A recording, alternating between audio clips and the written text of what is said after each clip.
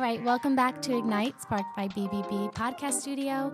This is our podcast, BBB Sharing. I'm Director of Ignite, Evie George, and with me today I have... Zachary Sailsbury with Hyper Clean Duct Cleaning. Thank you so much for visiting me today. I know it's early in the morning. I'm still trying to get my gears turning in my head. I haven't had any coffee this morning either, so bear with me. But I want to learn a little bit more about what you do. So our business is centered around indoor air quality. Pretty much anything air touches, we clean. 80% of my business is commercial and industrial. The building that we're sitting in, what provides air to this space, we clean, sanitize, restore, whatever the scope is that we provide that. And then the other 20% of my business is residential. And we do anything from a crawl space to an attic, but the core of the business is the educational sector, and of course, healthcare, hospitals, medical office buildings. They're a huge part of our business. Obviously, they have to be clean, and air affects us significantly. A lot of people don't think that. Some people are very healthy when it comes to eating food, but then they live in a house that is providing air that has spores in it, growth in it, and they don't know what's making them sick.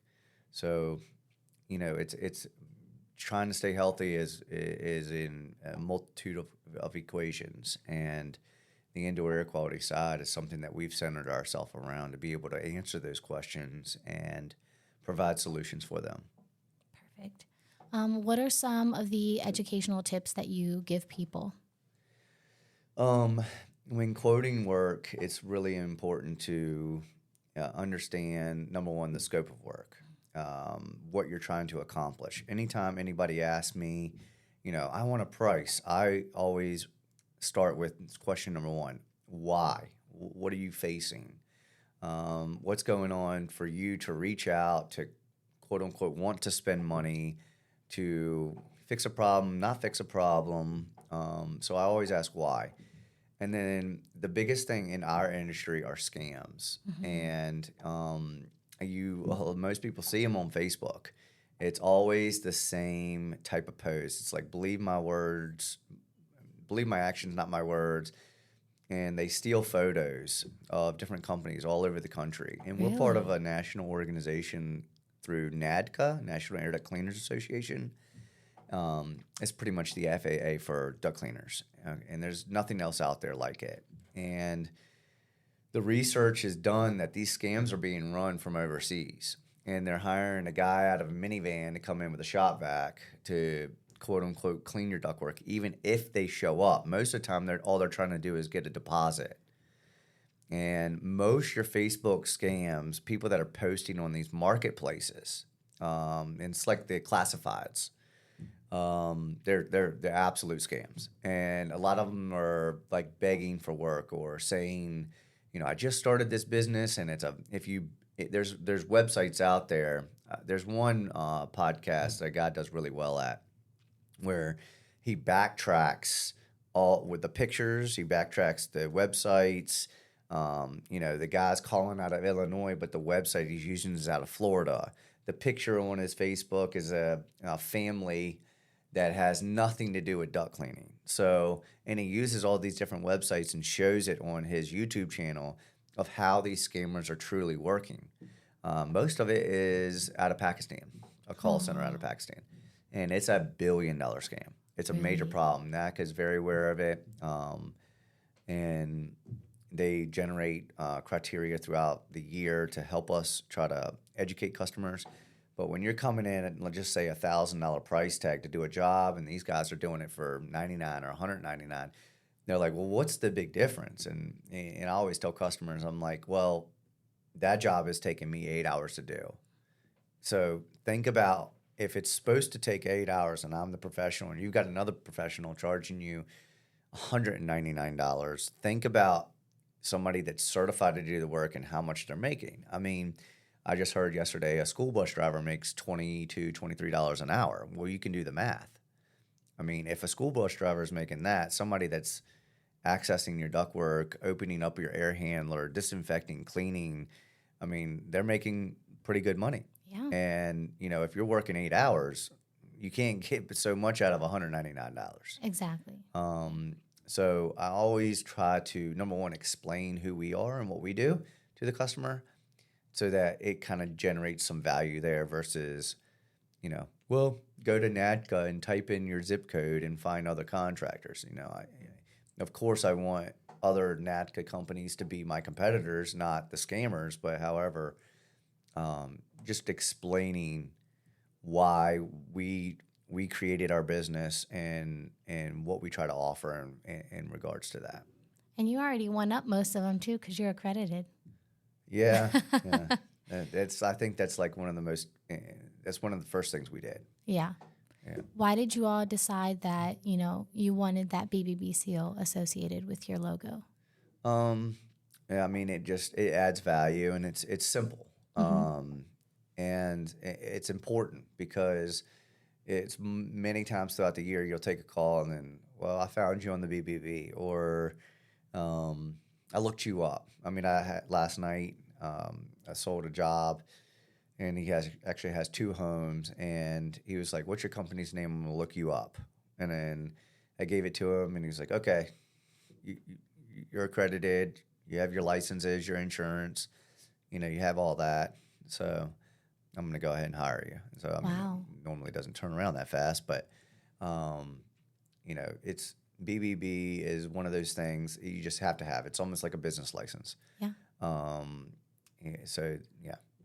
What's funny is, and I tell most people that walk in here, I say, when I first started here, I didn't really know what the BBB was completely. I thought it was like complaints. Like you send your complaints in, they solve your problems, that's all good. No, what I realized soon after was that it was like calling dad.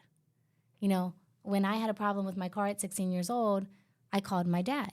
He's a local business owner for 30 years. He knew everybody. Why would I not ask him who to call? Of course, the BBB is like that. You go there to find somebody that you trust through somewhere you trust to find what you're looking for, to do business with people. It's that simple. Like you said, it's simple. Yep, I would agree. Yeah. So what are some other things that, when you're about to do business with a customer, what are some things that you tell them, okay, this is how we do business. Are you okay with that? Are you not? And then how do you approach that afterwards? So for us, our process is pretty intrusive. So I explain it, and then I put it on paper, PDF it, send them a contract, because we're running gas-powered equipment and we have to keep doors or windows cracked or open. That provides challenges in the winter and then summer, and it also provides challenges if they have animals inside their homes or businesses, whatever.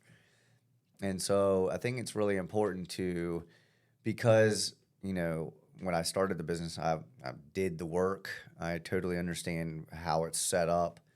I explain it. And always ask, well, how are you going to get to that vent? And, it's over this China cabinet that's worth $10,000. And so we have tools that make things simple for us. If there's access otherwhere, we'll create access versus creating a problem or building. I mean, when you get into big industrial stuff, you're talking lifts, you're talking scaffolding. And then there's the robot side to the industrial commercial side that helps you get access to where you normally wouldn't be able to get to the ductwork. And we actually have robots that drive through the ductwork and clean. So, yeah, there's all different ways as long as you, again, communicate up front and let the customer understand what that scope of work is and what it entails. And then you're spraying stuff inside ductwork, you're painting ductwork, you're using products that the EPA is registered. So you want the customer to understand that. As a business owner, so we always want to watch out for the consumer, right? And make sure that they're happy because customer's always right? But as a business owner, what are some things that you see in a consumer that you're like, I can't do business with this person?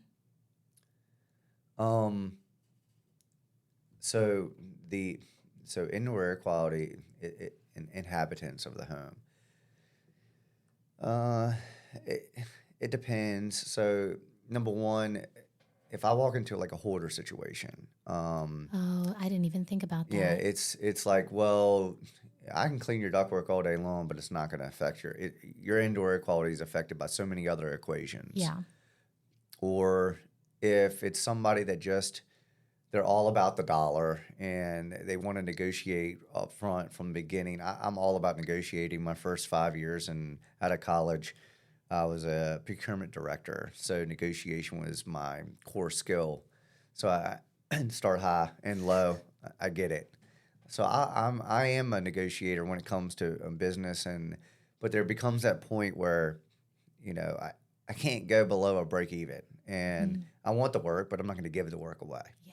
And if you're that consumer that either lives or has a building that's unrestorable, just needs, I mean, even in commercial, you walk into a situation, you're like, this just needs to be replaced.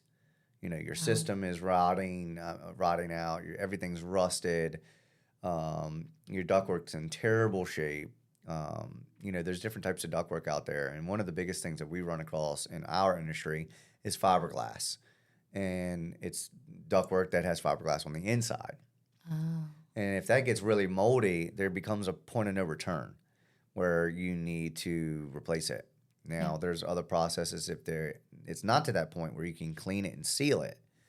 And a lot of times it just takes a good eye to be able to get in front of that and explain that to the customer. But then again, there's some customers you just don't want to mess with. Uh, been there. They're few far in between, but you know, there's times where you're just like, nope. And they want a price, and sometimes they want a price. They're so forward and so upfront that you price them so high that you don't want it to work. Yeah. And it's not because you want to gouge somebody, but it's because you don't want to work for them because Yeah. there's future problems. Whether they're going to be hovering over you the whole time. Somebody that hovers over you slows you down significantly. Yeah. And you're either going to price that into the job or you're not going to give them a price at all. I think that's what a lot of people don't understand is there is an ugly side to consumerism as well. And business owners know what it is, but a lot of other regular people don't. And so I'm glad that you fixed that perspective for some people. Um, and you're right. There are, like, I didn't even think about the hoarding. I feel so bad for you all to even walk into a situation like that. I make sure to keep everything organized in my house because I can't see things on top of countertops or anything like that. But do you have any final tips or advice for anyone out there that are looking to In regards to just uh, my industry in or, your industry? Yeah. um, you know, as if you're somebody that pays attention to the health side of the world, which I think COVID really amplified healthy living Mm-hmm. per se.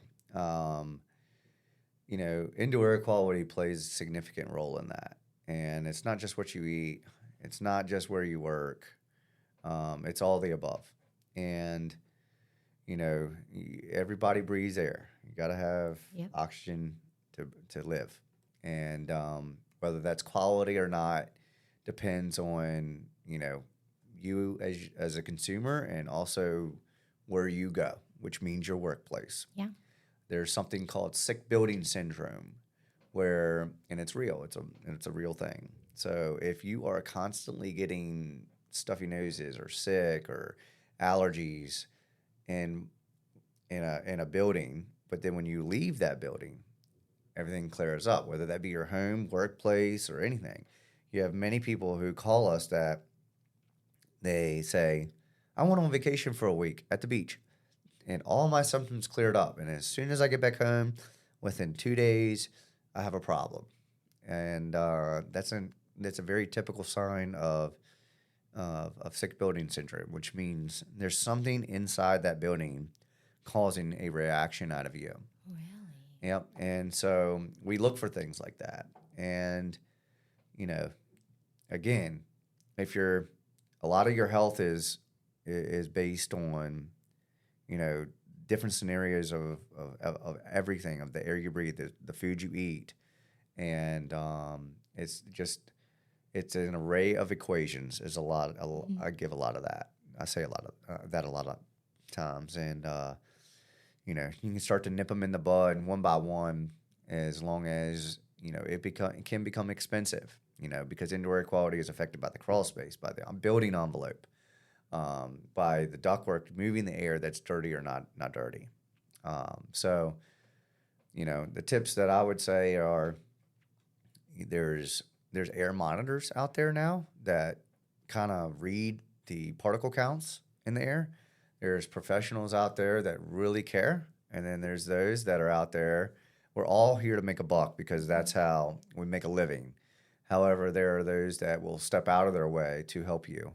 And I would say Hyper Clean is that contractor. I've grown up in the Richmond, Chesterfield area, Chesterfield, Virginia, my entire life. And with my name behind the business, I don't decide to, if things go south, to move to another city and start the business over.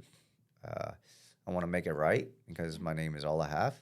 And so I think that that's important. I think that's true to your values and really true to what we stand for at the BBB. So I appreciate that you do that. And I'm pretty sure everybody that's worked with you appreciates that too. Having that transparency is important in a business. Well, thank you for joining me today. Thank you for taking the time to deal with me so early in the morning before my cup of coffee. Everyone listening, thank you for listening in. Make sure to follow us on Instagram, Facebook, Ignite Sparked by BBB, Central Virginia, and make sure to like and subscribe. Thank you.